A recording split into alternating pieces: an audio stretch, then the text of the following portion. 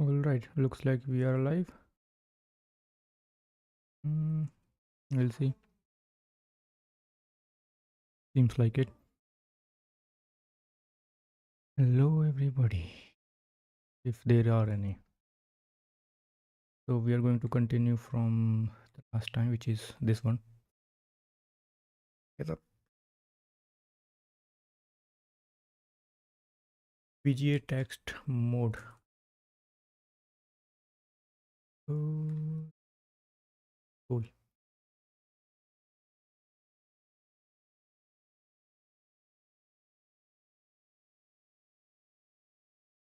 Pop it into the thing.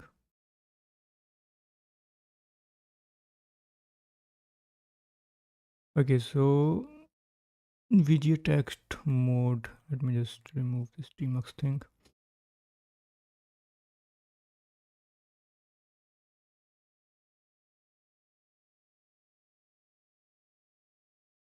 Okay, the VGA text mode is simple way to print to screen.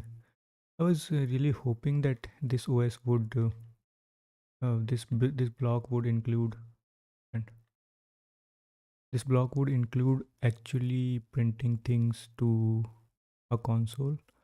But I can see that would require some hardware like Raspberry Pi or some anything, or maybe not. I'm not sure because this doing this on a the hell, brother, because when you use when you are using this VGA text mode, then the whole redirecting the print ln and family functions are not in the picture. But there is another OS guide which is based on Raspberry Pi, which actually shows you how to uh, what do you call it, how to redirect those print statements onto console. Basically, you are. But let's continue what we have here. I'm really hoping that I can make it to this part. I really want to do this, and I don't want to jump directly into this because seems like these are important. And the last time the very first time I did this, follow this blog, I was able to reach uh, like double faults. I was able to complete until this. Yeah, hardware interrupts. I think I did not complete hardware interrupts. Well, let's see. Let's follow the fuck is happening to my CPU, brother? Hey, are you that incapable?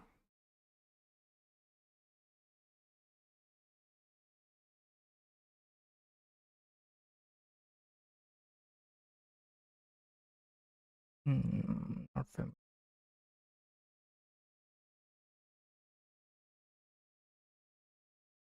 No, I would install.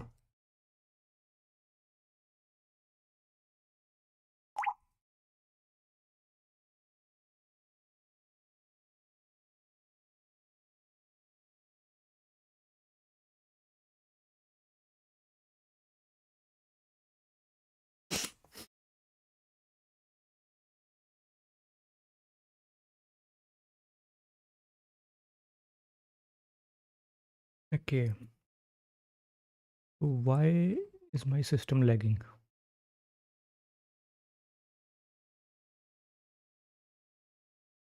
CPU seems fine. Where is RAM? I mean, RAM cannot be an issue here. Web root used. What is this? This memory? Yeah.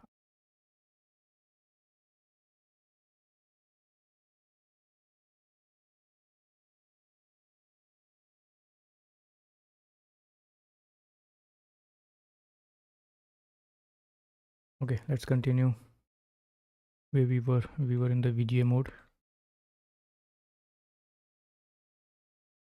It's a simple way to print text to the screen. In this post, we create an interface that makes its usage. It is my mouse. Shoot. The thing is, battery is dead. Sort of.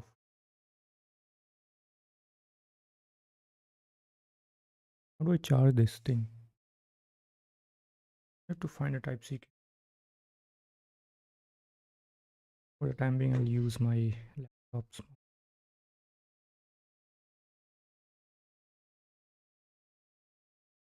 So we are going to okay. So we are going to create some interfaces, and which should be very interesting. Simply by encapsulating all unsafety in a separate module code. We also implement support for Rust's formatting macros. Implement support for Rust formatting macros. What are these things, brother?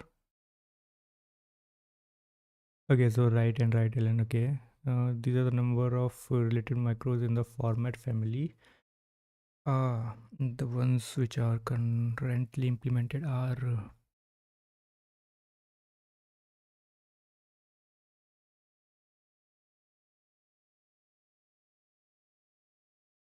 something is not right with my system today because thing is not working properly.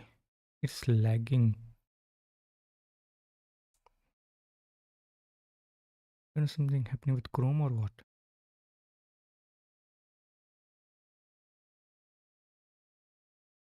Okay, so first thing, this blog is open download one GitHub. If you have okay, got it. The VGA text buffer. So the thing is, we write into this buffer and we'll see thing onto screen. For example, this thing like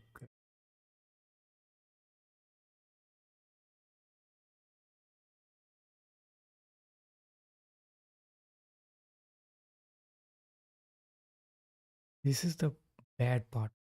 Like this is a fucking simple project and it takes too much time to build. So this thing we can allow him in press super and you can restore shortcuts by right now. Oh man, things.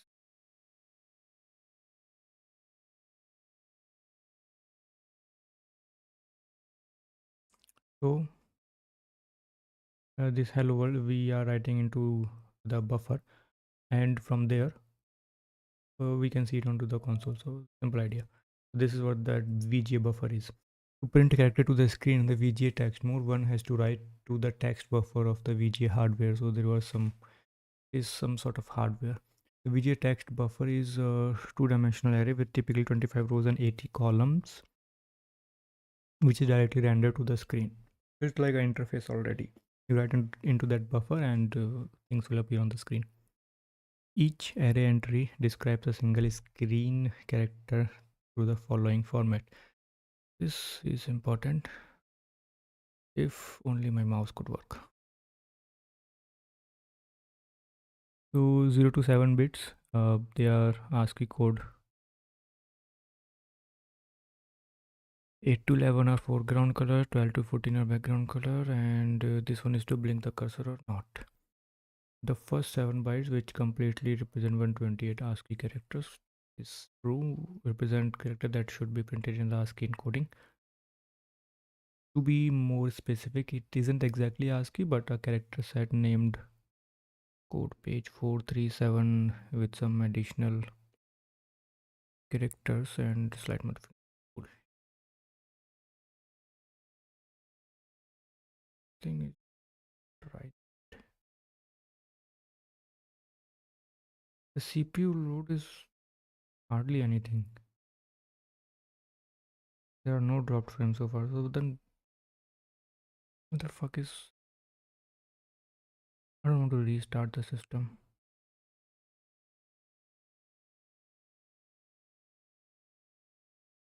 Let me.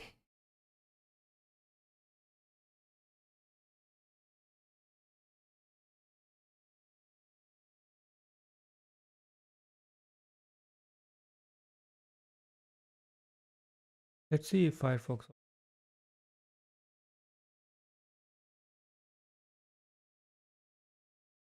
The first byte represents. Okay, we did that.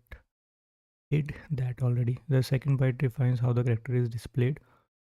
Second byte is the first four. Okay, so second byte 8 to 14. So this is 7, right? But so these are like 8 bits, no? 8 plus 8 plus 8, 16. Uh, minus 1, cool, 15. So these are the colors. I'm not gonna go through these colors because it's some simple numbers, 1 0 for black, 1 for, and so on. Encoding part, normal encoding. VG text buffer is accessible via memory mapped IO to the address. This means that reads and write to that address don't access the RAM. Yeah, that is what means memory mapped IO, and I did not know that quite recently. Wondered what the fuck is memory mapped IO. This is all that thing that it means memory mapped IO, that it doesn't access RAM. This means we can read and write it through normal memory operation to that address. Cool. Note that memory mapped hardware might not support all normal RAM operation. For example, a device could only support byte-wise reads and return junk when a U64 is read. Fortunately, the text buffer supports normal read and write operation. Normal read and write operation. So we don't have to treat it in a special way. Whoa, that's too much text.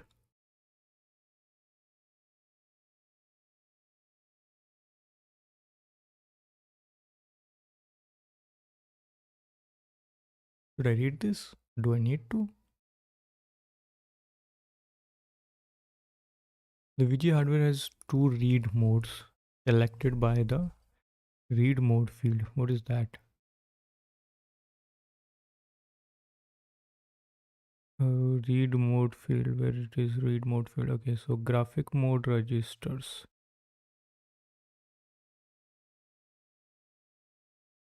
I don't feel like reading this. Let's go back to the blog already. Okay, so everything is fine in Firefox. Something is wrong with the Chrome. Rust module. So what we do, we start now that we know how the VGA buffer works, we can create a Rust module to handle printing. So we create this a module, create declare this thing. For the content of this module, we create a new VGA buffer.rs file. All of the code below goes into the school. First, we create the different colors. So the colors here, we do thing like we create an enum. Like we really have to embrace the type system here. Like we have to make this is the problem with us C programmers, is that we we always try to go for that lowest thing. For example, if someone tells me that this is an enum, my brain quickly asks, okay, what this is an enum, but what is the number? Because in C that is a number. But with languages like Rust and other high-level languages, that mindset is not going to be very helpful, because you treat this enum as a color. You don't ask what the number is. Number is just an implementation, and in this case it could be anything. So that's really hard for me actually, because every time, even in C, every time I see a struct, I'll go like, okay, cool, but what is the members? What is the type of those members? If there are some struct which has a member which is also a struct, then I go one step further and ask, okay, what is the type of this struct? Basically, until I find something integer or some byte, I don't feel comfortable. That is the problem. With C, this is fine. But with languages like Rust and any other language which is relatively higher level than C, this mindset is very not so helpful. Cool. So we create a color enum so that we have some choices of colors. We use C like enum here to explicitly specify the number for this because of the wrapper8 attribute. Each enum variant is stored as U8. This is cool. So this helps us to say like this is a 1 byte unsigned integer. Actually 4 bits would be sufficient, but Rust doesn't have a U4. Does C have a U4?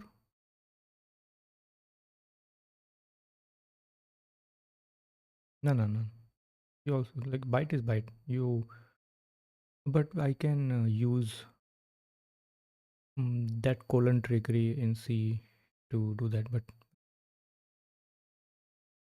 normally the compiler would issue a warning for each unused variance by using that code. So by using that code, you say don't show me these warnings. By driving the copy clone debug partial equal and equal trait, we enable copy semantics for the type and make it printable and comparable. Printable is fine. For example, driving copy debug part. So the debug part lets you printable. I think copy and clone also does that. Comparable के लिए comparable we have partial, equal and equal. What is copy semantics? What? You're reading an outdated. What the fuck? Rust language first edition. Am I supposed to be here? First edition ownership HTML copy types. Copy types. Okay, let's just go through this real quick. We have established a why. How can I dark extensions and theme plugins, theme extension recommendations, themes, Firefox settings, automatic, dark. Did that work? Nope.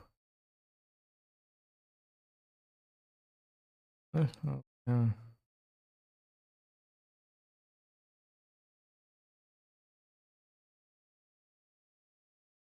What was this dark reader? Other.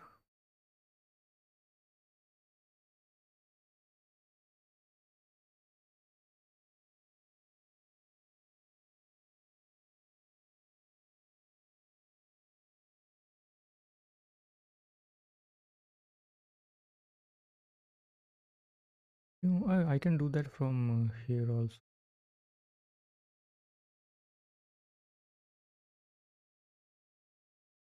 Mm, cold, navy, you. I think this one is easy on eyes. I don't know. Just keep it. Yes.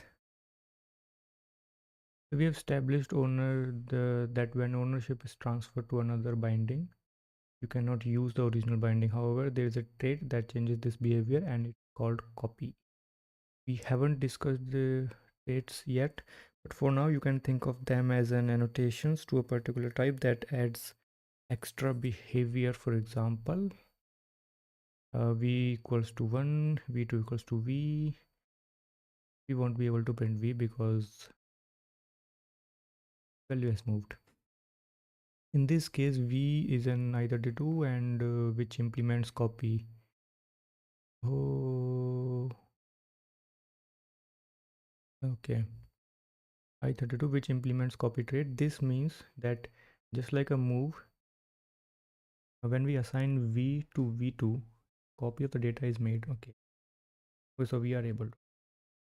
But unlike a move, we can still use v afterwards. This is because I32 has no pointer to data somewhere else. Copying it is a full copy. Has no pointer to data somewhere else. Copying it is a full copy. All primitive types implements copy trait. Their ownership is therefore not moved like one would assume. Following the ownership rules. To give an example, the two following snippets of code only compiles because I32 and bool types implement the copy trait. A equals to this, y equals to double. Okay, so double is a function. Double A, println, you do this, you return this works. If we had used types that do not implement copy trait, we would have gotten a compilation error, which is where am I? Okay, this one. Change truth, which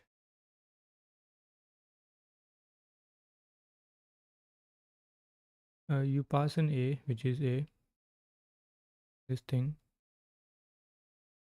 You return the value into. Okay, so inside the boolean does not, but it does. How can change this and pass this, return that?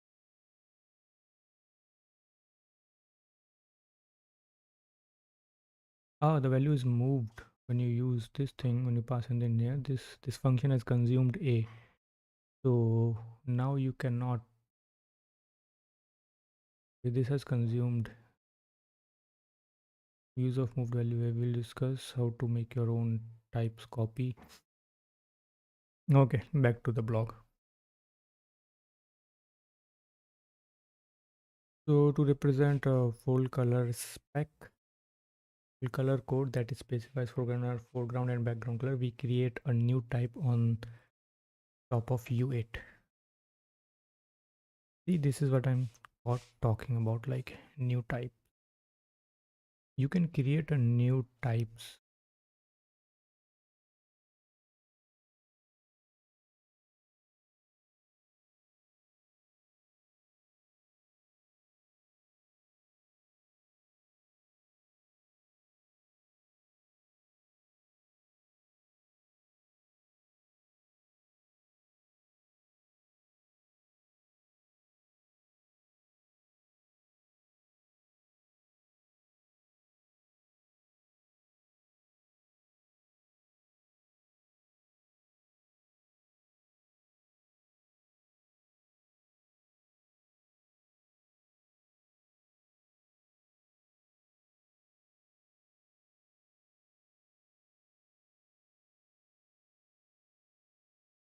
There are some outside noise, so I'm trying to not speak so that my mic doesn't catch it.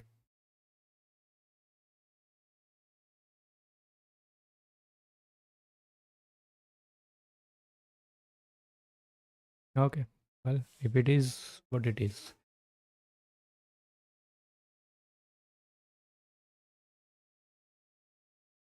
So we create a new type. So there, see, this is what I was talking about earlier, that my CMind would directly see a byte instead of the color code. So for me, it's always a byte. I won't even consider this thing. The CMind has to go because now we have created a new type, which is color code based on top of that. Okay, so implement a color code, and I implement the color code here, which is a new. So whenever I call a new, it will ask for color, foreground and background, and return a new color code. Now the U8 information comes in handy. So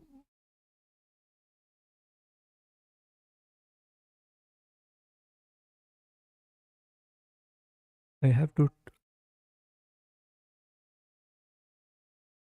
typecast this thing because Rust would highly, like Rust would complain because of strong typing system, strong type system, not typing system. Uh, Remember these are 8 bits, so first or the most significant 8 bits, like the top left hand side, are background, and foreground are the right hand side. To make it more clear here, this is my second byte, like, right? So 8 bit. So the first four, 8 to 11, are foreground. No, wait. Background, yeah. This one. These are background 12, 13, 14, and these are foreground. Actually, these are only 3 bits. Last bit is for blinking. But this background color, which is this, there are only 15, so the 3 bits can contain all the values. The color background right 8F, so there are only F values. Fine. Okay, so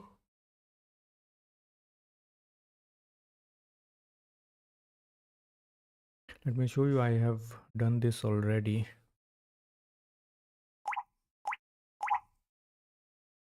Oh God, twing.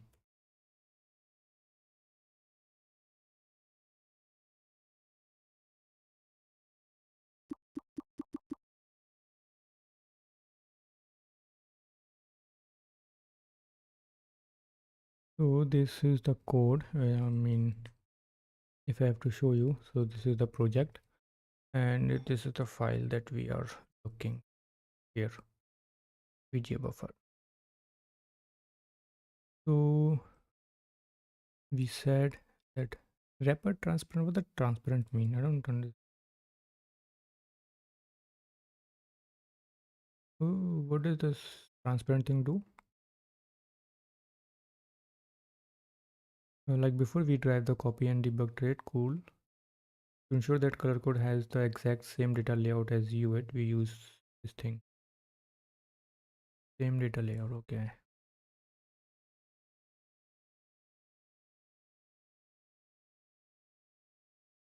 So this is our color code.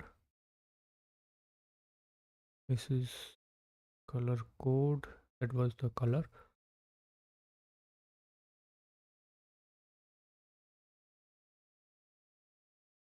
We implement this and return the new color code. Right. Oh, next thing is, I think we'll see. I mean, I've written a lot. I'll have to follow this block.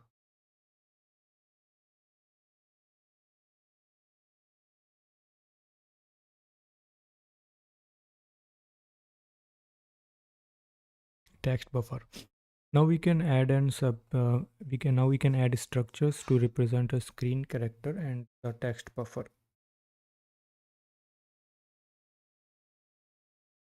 Okay, so remember, what we are doing is this thing. We had some colors, so we created these colors. And then we added something.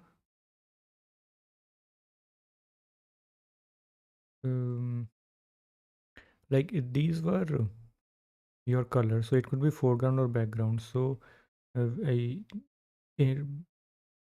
cannot speak. So we have to encode these two values. Like these are colors. So foreground or background, we have to encode this, or more likely encapsulate this into a one thing, and you can call that thing a type. So we encapsulate these both of these things into a type, so it is easier to work with. These are the individual possible colors that could be there, and from all those possible colors, we would create a type which is which represent our background and foreground color. So what is the color code of what? Of a screen character. So a screen character would have a what the character is and the color code that it has. So these are the two information that the screen character would have.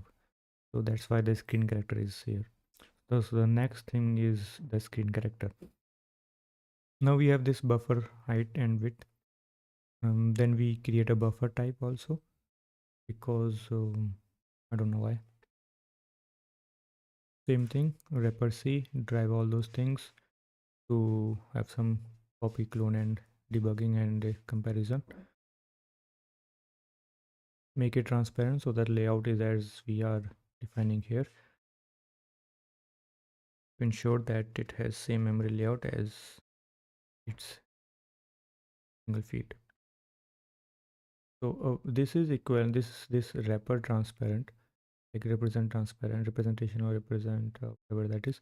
It is mostly uh, because in C struct inside structs, the order of your members define their memory order also. So for example, in C, if I say rect struct abc and a b, I think a lot of everybody knows this. If I do this in C, then um, in memory, A would come first and B would come second. So this is like given. But in Rust or in any other language, most likely, this is not the case. The compiler could reorder things. Why we have wrapper transparent. Okay, so now they are creating another abstraction, I would say, or interface, whatever that is. So that writer is responsible for writing. So the writer would have the so the idea behind writer is that the writer would have column position, color code, reference to buffer. What does this mean? So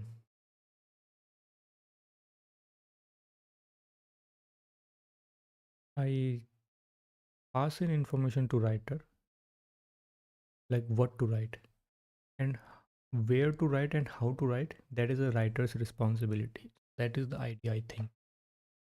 I would just say I would ask writer to write hello world onto the VGA buffer, and the writer would know what is the previous column position if there were some previous written operations, writing operations,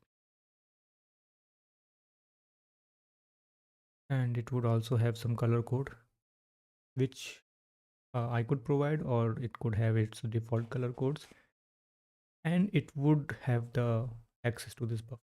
This is crucial. Mostly, this is the main reason, because I don't want as a interface writer, I don't want access to this buffer. I don't want to give access of this buffer to a user, because then the user has to worry about all those intricacies with handling, like who's writing into this, is it free, is it available to write, maybe it is being used by some other code. All this thing which is unnecessary for user has been taken care by this writer. Writer would just say like Give me what you have to write, I will write it. So I think this is the idea behind this writer. It is like think in terms of interfaces. The user doesn't need to know the implementation details. The user won't know the implementation. So the writer will always write to the last line and shift line up when a line is full, which is the column position field keeps track of the current position in the last row. Always write to the last line. The current foreground and background colors are specified by color code. See, if I think in terms of type, fuck, I cannot speak. In terms of type, then this is my type. But my C might say, okay, but what does that mean?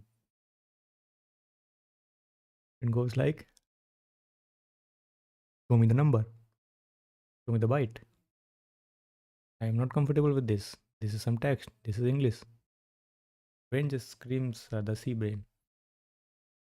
So the color code, the reference to the VGA buffer is stored in buffer. Note that we need an explicit lifetime here to tell the compiler how long the reference is valid. See, so in C that would be fine because it's a pointer. Nobody cares how long it lives or the data it points to lives. So pointer can outlive the data it points to, or the data can outlive the pointer it points to, which may or may not be good. But in Rust, this is a crucial thing because compiler has to know the lifetime of both the things. So by saying static, I say that the lifetime of this buffer, lifetime of this buffer is going to be as same as the lifetime of the program. Here, the lifetime specify that the reference is valid for the whole program runtime, which is true for VGA buffer, right? So now comes the actual trace printing. Before that, we'll see the code. It's a similar code, so nothing special. You could say like you could say instead of writer having buffer, I can simply pass this thing also in here, which I can, but I don't know why not be some type thingy. Mm, we'll see. Okay, so this is a writer. The function called print something. No, the print something is for the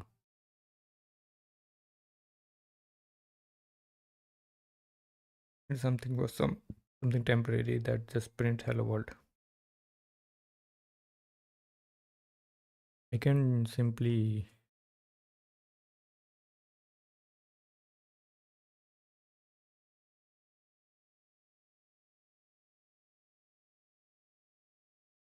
writer dot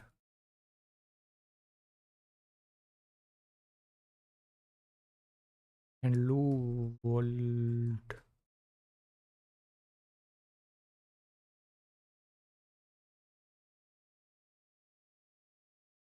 See, that works.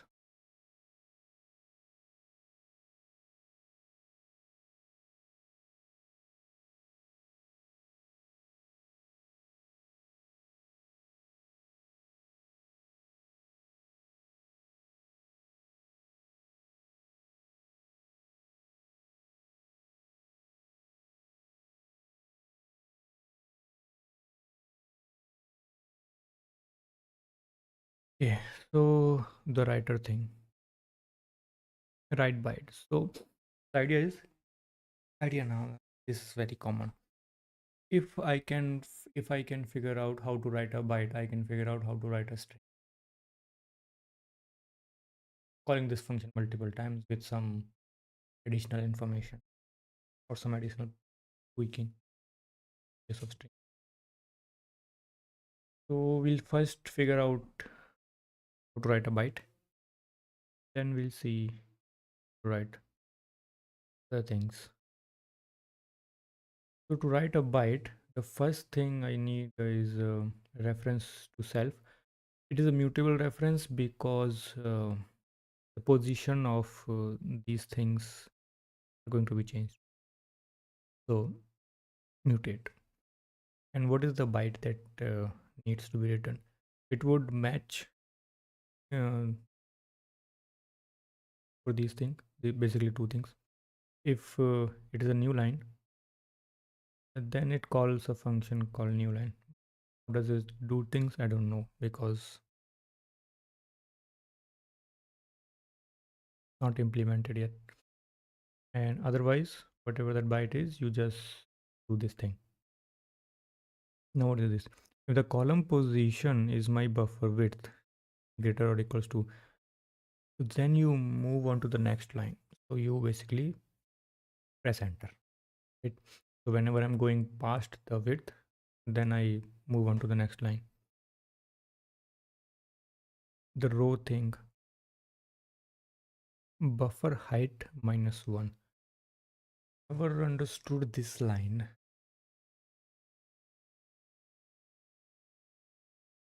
The row would initially start with the height means the maximum, the lowest part. So the lowest part means if I consider, let's just say consider this the highest part and this is the lowest part.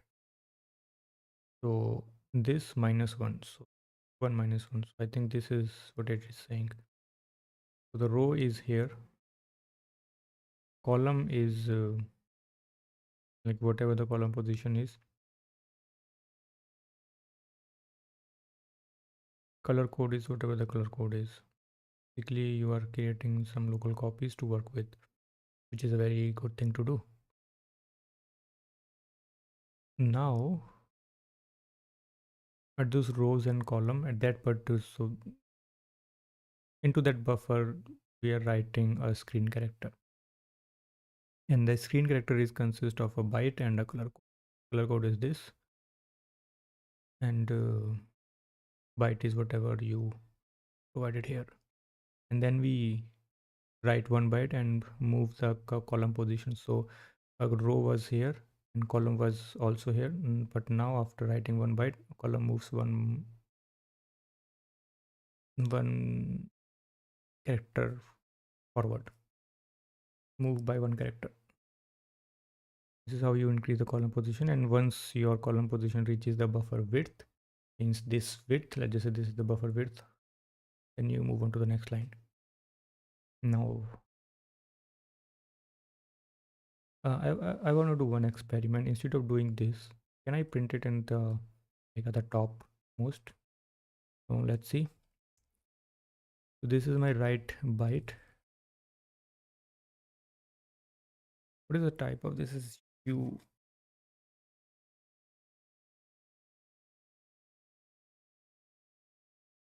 Is also byte. So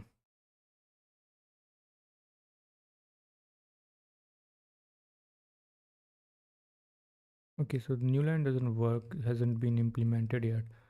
So what I want to do is instead of buffer height -1, I would always say like row has to be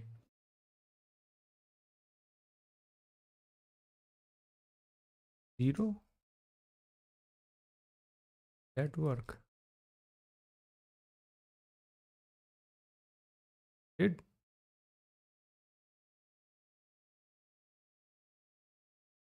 I mean why wouldn't it? Just say I call it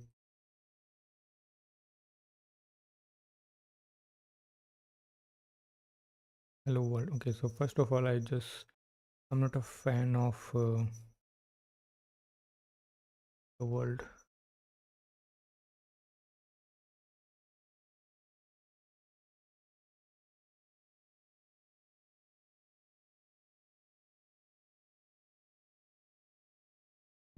I want to test what happens if I. So this is a test to see what would happen if I cross the. What is the width? If I cross the 80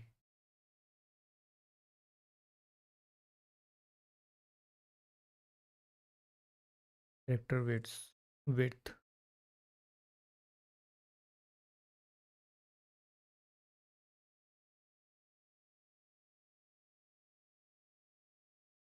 Huh, I haven't reached the 80 characters.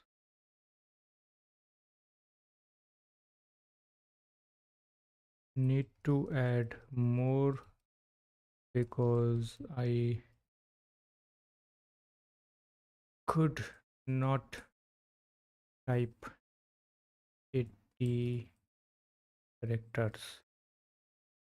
I'm not gonna be this should be this should be character.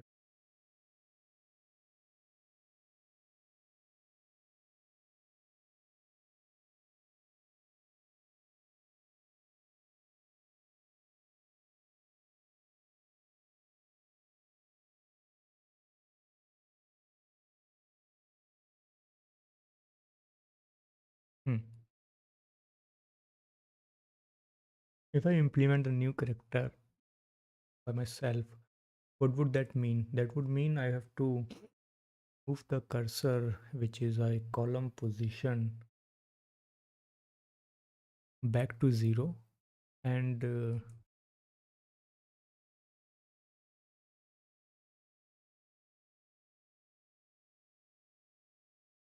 so that would mean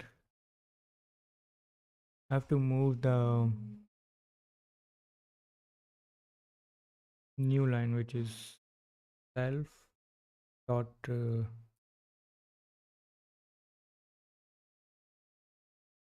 column position has to become 0, and row has to.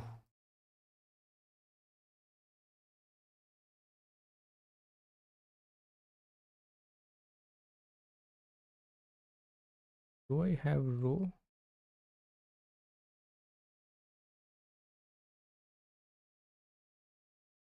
Why don't I have row?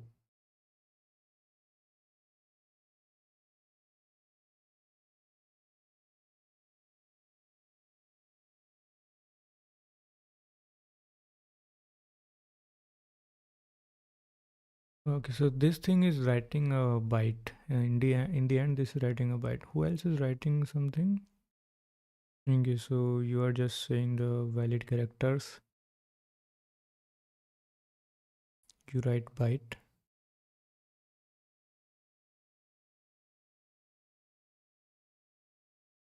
What is a new line? New line means you make the column 0 and shift row by 1, like increase row by 1. But I don't think I have rows in here.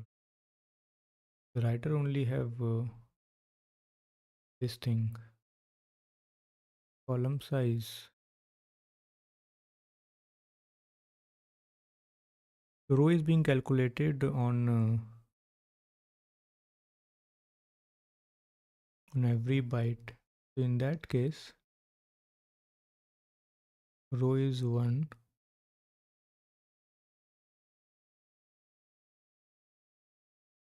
If my column width increases,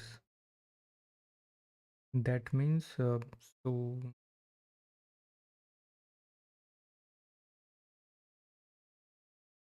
that means call a new line.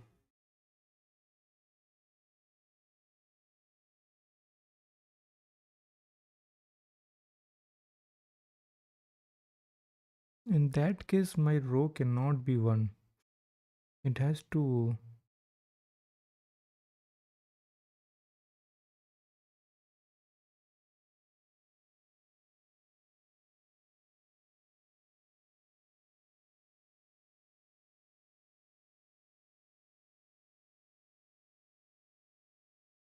It has to have a row.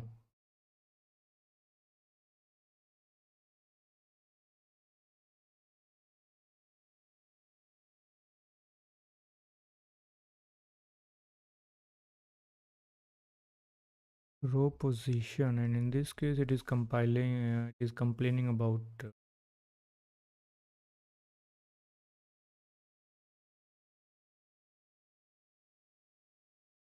thing also. So whenever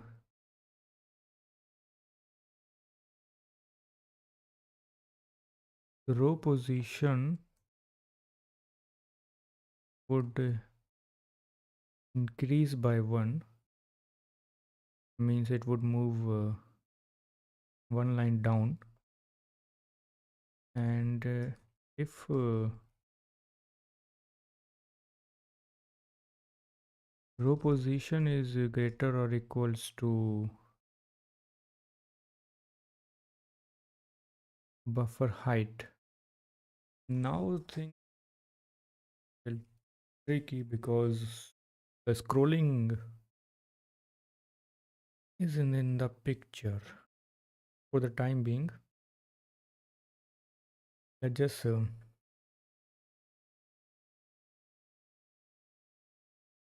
let's just clamp it.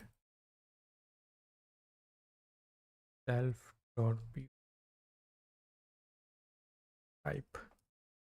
Position type is equal to, I would say, it.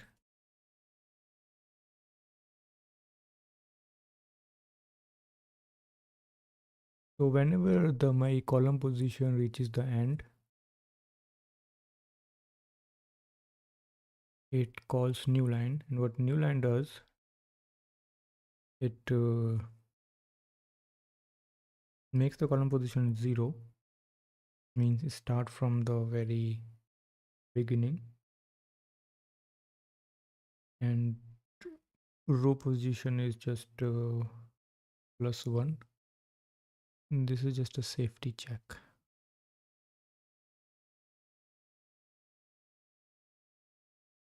So let's just say I'm at at the end of the buffer width, column becomes 0. In this function, column position becomes 0, and row becomes whatever the previous one was, +1. So now I take that +1, that updated row, the column, and the color code is there, and that should be fine. Hmm.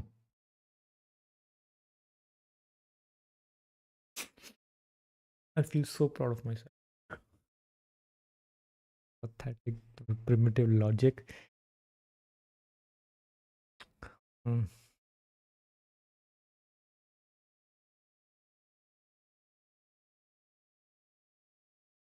Actually, what would happen if I... Oh la la. What would happen if I... How do people add scrolling into this? Like, I remember I started coding a text editor first called Hecto. Here is this concept of scrolling, of course. So how do you actually add scrolling into this raw console thing? Because we take it for granted, but that is not a very primitive problem. I mean, it could be for some genius out there, not for me. So I just did not follow the blog and went rogue because I wanted to code something. But for the time being, let's just follow this thing. How is it? I think by now you have gotten the idea of this thing already. What is it doing? So for some reason, it is starting from the lowest. Uh, in buffer, scrolling means nothing but you store into a buffer, but you don't show it, but you don't print it. So the text is there in the buffer. Let's just say this is the buffer, but you don't show it on the screen because the screen width is smaller. Screen height is smaller than the buffer size.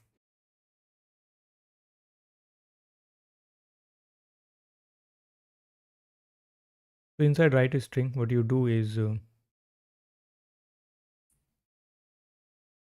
you take the string str,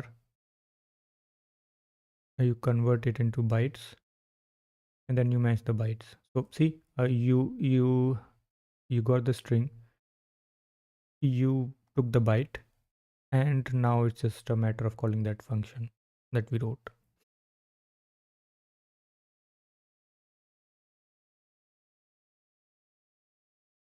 This thing in this whole thing is just to show that there are characters in the Rust string that cannot be printed on this console because Rust strings are UTF-8, and the VGA buffer sort of, let's just say ASCII for the time being, only supports ASCII. So if you are going to print some UTF-8 strings, UTF-8 characters on this VGA buffer which supports only ASCII, you are going to get some boxes, right? So it will show some boxes, not the proper word like this one, these two boxes, because they are not supported in here in Rust in VGA buffer. This one, even though there was only one O, the accent type O, you showed two blocks. So this was the whole thing to print something. This is what my function was doing.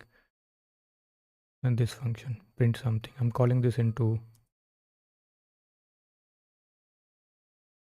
here.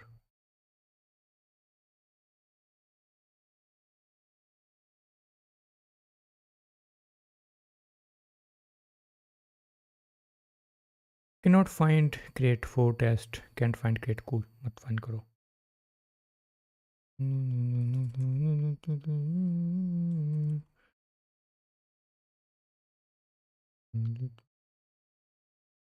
Okay, so we are done here. Volatile anime. Okay, so we'll pick from here volatile some other time. See you boys. Tata. Good night. Have a nice one. किधर गया भाई?